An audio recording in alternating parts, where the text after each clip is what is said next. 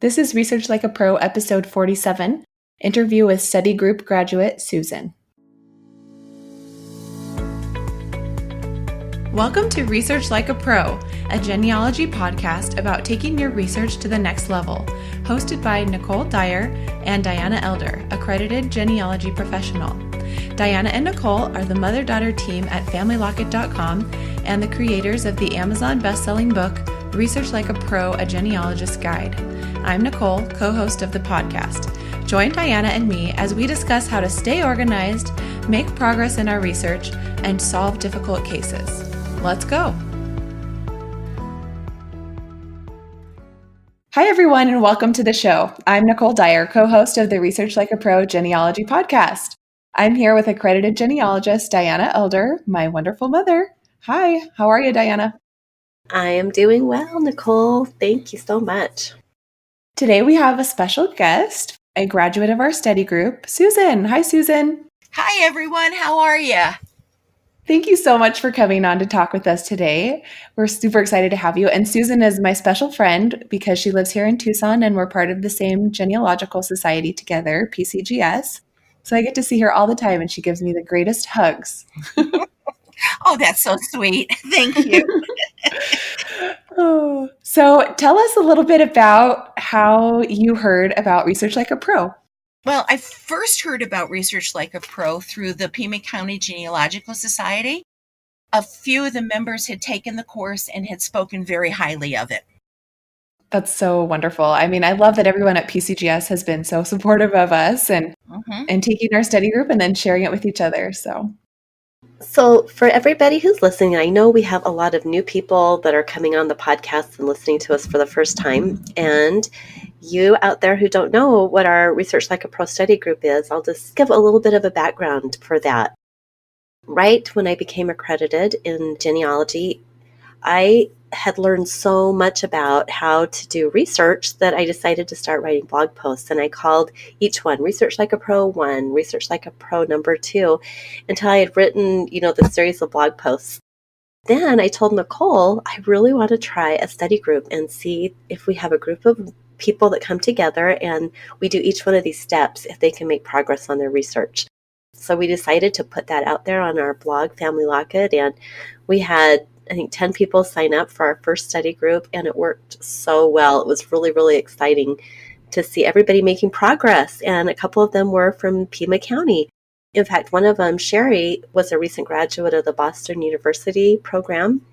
I think she had her genealogy certificate, whatever that is called, and so I was a little worried that Sherry wouldn't find anything of value in Research Like a Pro. So when she really loved it, then I was like, okay, great. Now I have confidence that this is going to work for everyone. So that's what we did. That's how kind of it started off the whole thing. And then we did the book, the e-course, and now the podcast. So that's a little bit about the study group. And it's still going. We do them twice a year. We're in almost to the end of the one for the spring group. Right. I was just looking back over our study group members, and Sherry from PCGS was in the first group. And then our president at PCGS, Amy Ehrman, was in the second group. And then Susan, you were in Research Like a Pro 3, the third study group. Oh. So that's cool. And also Leslie was in that group with us too from PCGS. Now we're on the fifth study group, and I've done it every time. So I feel like I'm super lucky that I get to do it for free every time. All right. So let's go on and talk more with Susan. So Susan, tell us your background in family history research. Well, family research started for me in about 1997 when I lived in Connecticut. I began with a line that had deep roots in Connecticut and Massachusetts, so research was really quick. The original documents were usually no more than about an hour's drive away from the house, and most of the hard work had already been done. Genealogy was fun, it was quick, and it was super easy. I thought researching my family was going to be a breeze. Then I started to research a line that was more difficult. And as I tackled other lines, I saw that I needed some help. So I started taking classes, and each class had a lot to offer, but the information seemed disjointed, and I couldn't figure out how it all fit together. Learning was usually in the form of case studies, and although this is an established method of learning, I really wanted to concentrate on researching my family. The problems I wanted to solve were always different than the ones in the case studies. I did learn valuable research skills, but they were usually focused on topics of the class and not the bigger picture. Occasionally, there would be a mention of research logs or other resources to check or a timeline, but I had difficulty putting all of the information to use and in any logical order. I would jump from one family line to another, spend hours researching what I had already found, and while using only bits and pieces of what I had learned. Genealogical research became following those beautiful, bright, shiny objects and jumping into rabbit holes. It was all fun, but without any real purpose, and with just a couple of really good results. Oh, so I'm cracking up that you got to start off with the really easy stuff because Nicole and I were just the opposite. We started with the Oh, really hard stuff. We were doing our Southern research and we were having to put together all this crazy indirect yeah. evidence, looking at all sorts of different records. Hmm. And then I think I did an English research project and I was so shocked that there were all these records that actually named things. Uh-huh. So I'm just kind of gathering that you wanted to try out the Research Like a Pro study group because you felt a need to put everything together. Or what were you thinking when you heard everybody else talking about it? After I looked at the book, and of course I heard people talking about it. So after I looked at the book, I knew that the process was really well thought out and easy to follow. And actually tackling a personal brick wall while learning how to research was extremely appealing. It seemed like a great way to learn and would keep me focused and motivated all at the same time. I think that that is so key. There is nothing like doing a real research project, like what you talked about with watching webinars and learning from case studies. Hmm. As you're listening to those, you just think, oh, yeah, that makes sense. That makes sense. That makes sense. But none of our research projects are exactly like another one. And we have to have some type of a system to tackle them. We can't just copy, somebody else's research because we're going to find different records in different situations. So that's a great reason to try it out. And I love that you got the book first and looked through it and kind of decided, yeah, I really want to dive into this. Yeah, and it was fun to look at and fun to do. And I really, for a while, thought, oh, I can do this by myself. I really don't need any class or any help with this. And then I started thinking about it and I said, no. The people that wrote this book have a lot of knowledge, and it's probably a good idea to tap into that source. And I am so glad I did. That's awesome because it really is hard to get everything that you know into a book. I mean, not that I know so much, but you can't write a book that's going to be like hundreds of pages long and have anybody read it. Right. So we wanted to make it really doable, but then there's so much more to expand on each of the concepts. So that's why it's been super fun to be able to do this podcast and talk about things and, expand on each section. All right, let's jump into Susan's project. So, what was your objective, Susan, and how did creating your objective make a difference? Well, first of all, trying to discover an objective was really difficult because there were so many questions I had that I wanted to have answered. But I settled on one, and my objective was to find the parents of my third great grandfather. So, creating the objective and incorporating the key identifiers focused my research and gave me a point of reference that I could always return to if I started to stray from the question, which, of course, I did at first. Yeah. I know one of the things I always teach is if you need to, write that objective out and put it at the front of your computer so that you don't start going down those rabbit holes, like you said. And I know that a lot of people kind of struggle with actually writing the objective because it seems kind of tricky. But, usually part of the process is we give a lot of feedback and, I can't remember, but I probably gave you some feedback in helping you get that put together. So. Oh, yeah, a great deal of feedback, and it was very helpful. And with that, just that little section right there, it convinced me that, yeah, that's why I should have take the course. So I was so glad that I signed up for it because just in that first assignment, I got so much help from you. And you think that writing an objective is simple and easy. Not so much. You really need to be careful about what you say and what you want to put into it because it's your base. It's the foundation that you're standing on for all the other research that you're doing. Absolutely. I do client projects, and sometimes I get a really nebulous research objective from the client. And I have to narrow that down because I cannot in 10 hours, research the entire paternal ancestry, which sometimes is what the objective seems to be. And so we have to do the same thing for ourselves. Sometimes we look at these holes in our tree and we think, oh, I'm just going to fill up that part of the pedigree, but we have to narrow it down. Okay, so after you did your objective about finding the parents of your third great grandfather, what did you do next? The next part is timeline analysis. So was this brand new to you? Yes and no. I had a timeline in my head, but I never really had one on paper. So I knew that timelines made sense, but the actual process of creating one was really kind of fun. And I used a table to create my timeline of facts that I had already gathered. I also tried using a spreadsheet, which was provided during the class. I'm still not sure which one of the forms I like better, but that's really not the point. The point is now that I have all of the previously gathered information in one place and orderly, I can easily see what I have missing. I was able to determine if the information I had was reliable and accurate. It was difficult at first to evaluate the quality of my sources and information and evidence, but Diana was always available to answer questions. And believe me, I had a lot of them. And Diana's quiet and easy style of teaching really led me through the difficult process of analysis.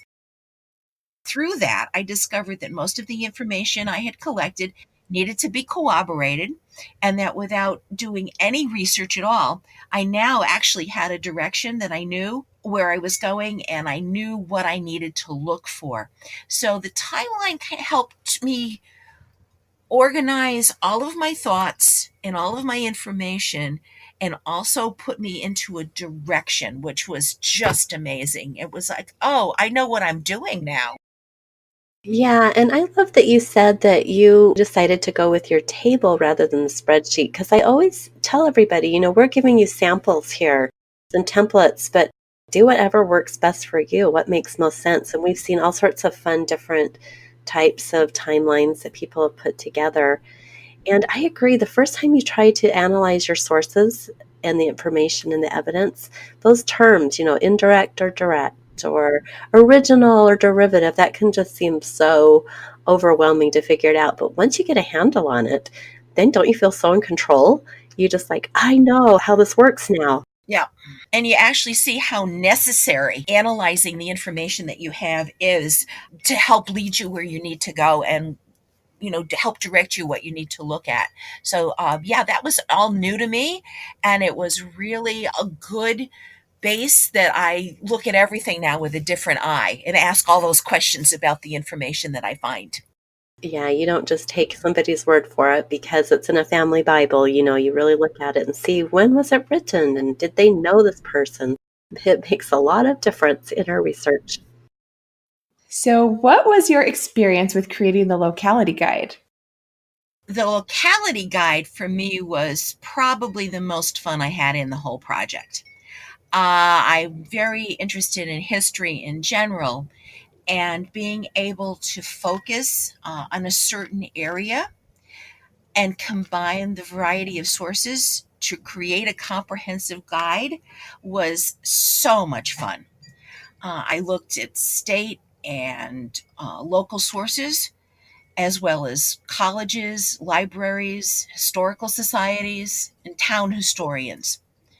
Although the guide really did take a lot of time to create, in the long run, it shortened my research time because I knew the repositories of the information that I was looking for and how to contact them.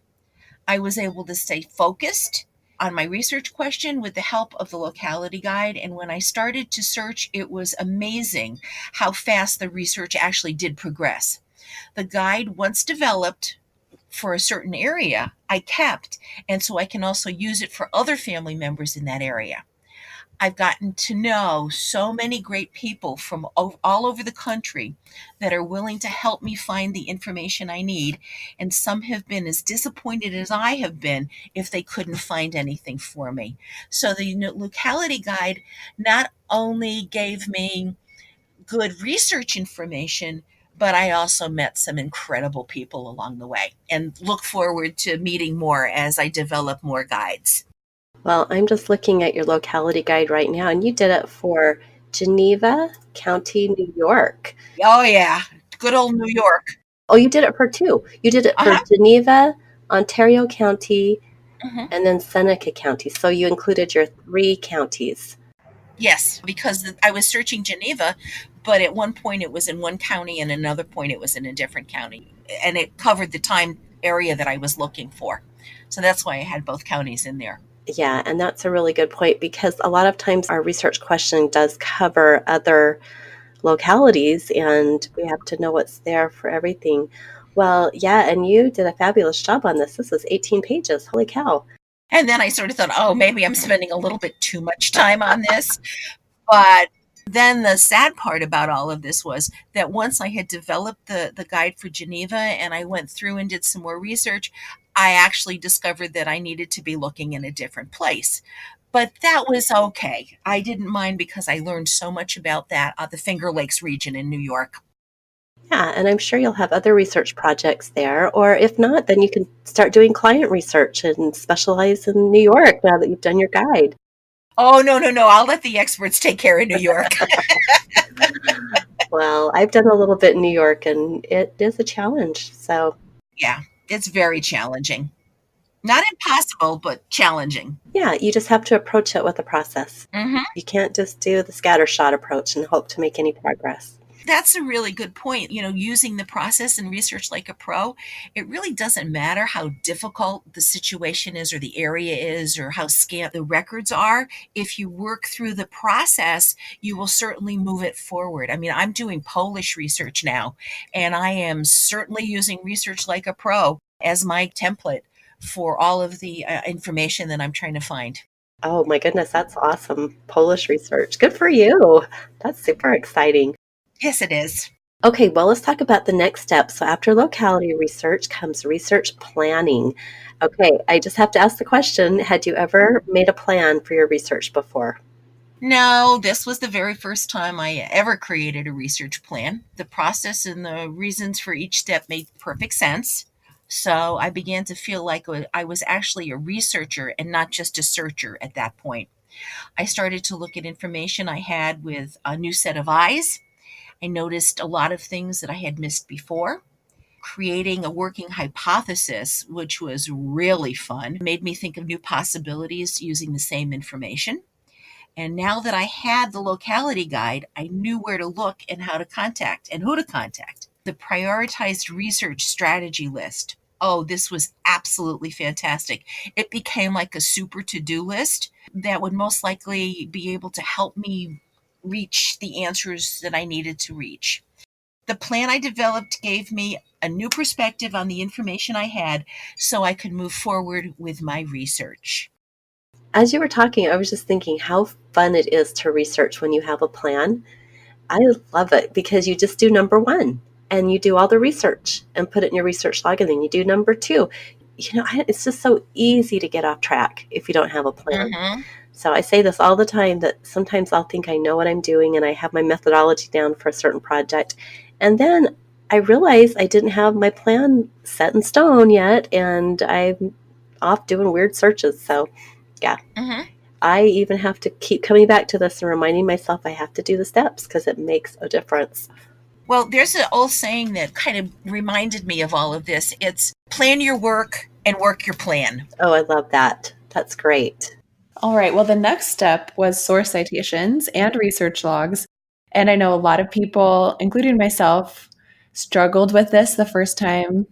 So, what was your experience? To be honest, I'd never done any source citations prior to taking the class and was sort of avoiding them like the plague. I had heard and kind of understood how important they would be because, everybody was saying so, and any of the articles that I read always had really good source citations. But my original thought was, why should I bother with the source information because this was only for me? And, nobody else was going to look at this, and so it really didn't matter. Well, I've, really changed my mind. And really what started me changing my mind about source citations is that when I wanted to go back and look for something, I couldn't find it. So starting the source citations allowed me to go back and follow what I had done and retrace my own steps. Um, my citations, I'm doing them. They may not be perfect, but at least I know all of the elements are in there. And then I know that anybody who is now looking at my work can actually retrace the steps and find the information that I've gotten. I really want to especially thank Nicole because you created this citation guideline for us in the class. Oh my gosh, that is never more than an arm's length away from me. I know everybody, and I still look at Elizabeth Shown Mills, but when I'm doing my research and creating my source citations, that guide is the first one I go to. So thank you so much for spending the time to do that because you made my life easier. And I still don't like source citations, but I'll do them. And I feel that, the more you do, the better they Exactly. become, obviously. Well, good job. So, next time you see me, you can look at one of my source citations and see if you can follow it to see how I'm doing. I would love to. That is a fun part of the study group is trying to follow each other's citations and seeing if we can get to the record. And I was laughing when you said, I don't need the citations because they're just for me, but then I can find my records later. And that has happened to me a few times too. And I thought, oh, where did I look at this at? And I didn't even save the link. And it's always so depressing when that happens. So I'm so much better now. I always save the link and do the citation the first time I look at it. And it makes just everything so much easier. That's very true. So what about research logs? That's another area in genealogy research that, a lot of people go, oh, what do I need this for? And I was kind of in that same mindset. I had such a love-hate relationship with those things. And then I started Research Like a Pro. Now I have no better friend when I am researching. I know where I have to look. I know when I looked. I know what I looked at. I know if I found anything. I put in the negative information if I didn't find anything.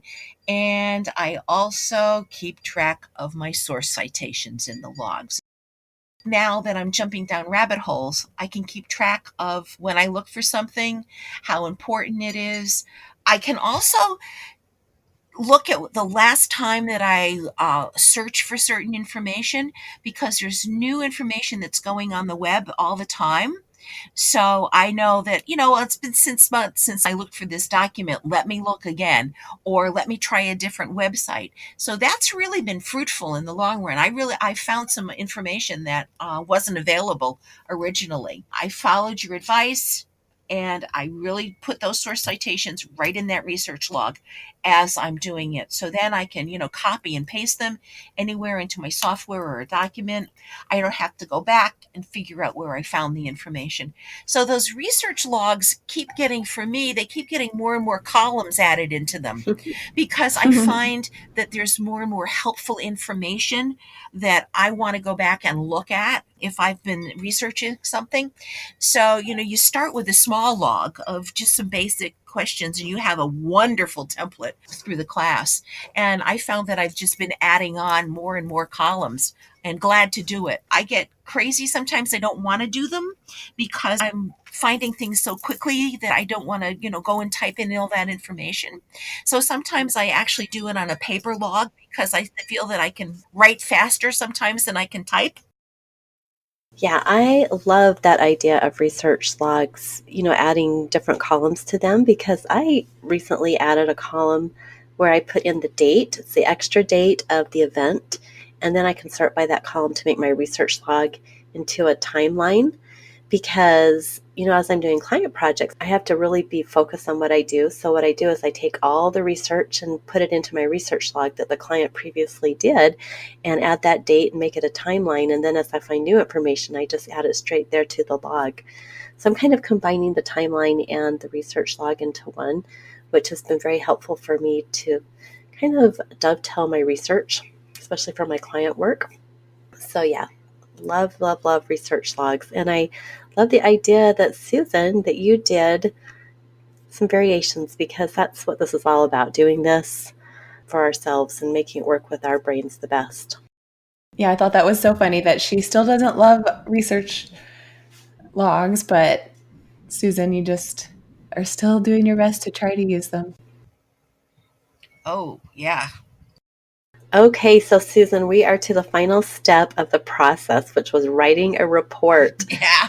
And this is probably, I'm guessing most people have not written a research report. So I'm just so curious, how did that go? What, did it help you make connections? What happened when you did your report? Well, at first, I sort of felt I had the same attitude toward the report as I had toward source citations. I really just didn't want to get involved in it because it looked way too complicated. It's like anything else. You start to create an outline of what you want to put in there or what needs to be in the report and start filling it in. So, what the research report ultimately did was it brought all of the elements together so I could see where any of the flaws really existed and where they existed in correlation with all of the evidence that I had collected. If I had any unresolved issues, I wrote them down, and if I had proof or not of my statements, I wasn't able to answer my research question. But at that point, it really didn't matter to me because I was able to find information as I dug deeper into the research that changed the known facts and gave me a new and better place to search. So if anybody reads my report, they'll have a really good idea of what I was thinking, why I was thinking it, and the proof I had to back it up. So the research report not only, correlated and put together everything that I had done, but it also sort of looked to the future of where you could go next. So in the long run, it really put the period at the end of the sentence, basically, for all of the research I had done. Absolutely. And when you're all finished, don't you look back on it and think, oh, that was amazing. In the middle of it, you can be tearing your hair out, but when it's finished, it feels so good. Oh, let me tell you, when this thing was finished and I read it over and I looked at it and I said, oh my, look at that. I wrote that. Oh, I felt like a real genealogist. And you are a real genealogist. The jury's still out on that one. But Well, thank you you. said it yourself that you were a researcher, not a searcher. And so that's the difference in becoming a genealogist, is becoming a researcher. I love that too. Sometimes I go back and read my reports and I'm so happy that I wrote it down because I don't remember half of the things that I had concluded during that research session. So I just really need that report to remind me. That was one of the things that I found about it too, was that I could always go back to it. I could always read what I was thinking, even 6 months from now, and know where I wanted to go or pick it up again or go in a different direction. So yeah, it was really very, very helpful and continues to be helpful. So, what has been your experience since the Research Like a Pro study group? What have you been doing with your research? Well, I've been following the process. I have several projects that I'm working on because sometimes I just get a little bored or feel like I've been knocking my head against a brick wall, so I want to move on to something else.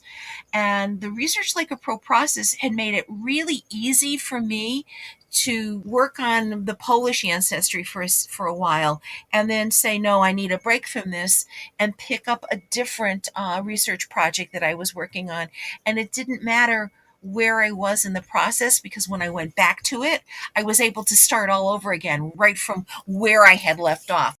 That's probably been one of the best things that I learned from Research Like a Pro is to be organized. So I now have folders on the computer that contain all of my research information that I can access and update as needed. I can follow, as I said, the multiple research questions and not get lost. Oh, and the other thing is that, any class that I take now, it fits into my research plan. I know what the information that they're trying to impart to me is and in what part of the process it fits in. Mm-hmm. That's been really helpful. Whenever somebody asks me, how do you do this? Or what are your secrets? Or how did you find that information? I say to them, it's really not a secret at all. I honestly follow the process laid out in Research Like a Pro. I tell everyone to take the courses I did or get involved with the Research Like a Pro on Facebook. You won't believe the amount of difference that it makes in your research. And even if you don't find the answers, that you were looking for, you know that you've done a reasonably exhaustive search, and you know that maybe in 6 months or whatever, you might be able to go back to it and find something else. So true. The wonderful people at Pima County Genealogical Society, I'm sure they're getting sick and tired of me singing the praises of Research Like a Pro, but honestly, guys, I have no intentions of stopping.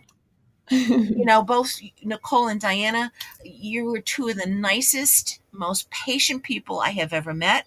I thank you both so much for your warmth and your openness and all of those great hugs, because you're a good hugger too. Thanks. Diana, when you teach the class, it's very friendly. It's very open. There's no, you should have done it this way or you didn't do it that way. Your approach is absolutely incredible. And honestly, to everybody, it doesn't matter what level of research you have under your belt. If you want to improve, Research Like a Pro course is definitely the course for you. It will keep you searching. And in the process of searching, you'll have a lot of fun. And again, look at the great people you meet along the way.